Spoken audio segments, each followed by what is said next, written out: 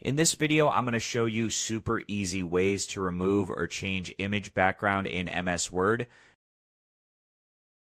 Now you should have your image ready right there, as you can see. Now it is easy to remove the background. Just select the image right there. Then go to Picture Format, as you can see. Now go to the top left, click on Remove Background. And from here, you can remove the background and edit it.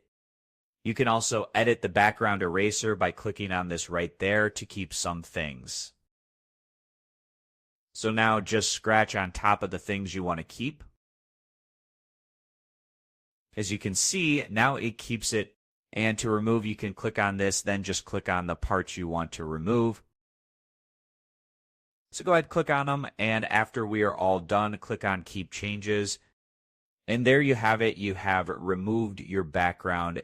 So this was a super easy way to remove or change image background in Word. And as always, thank you for watching.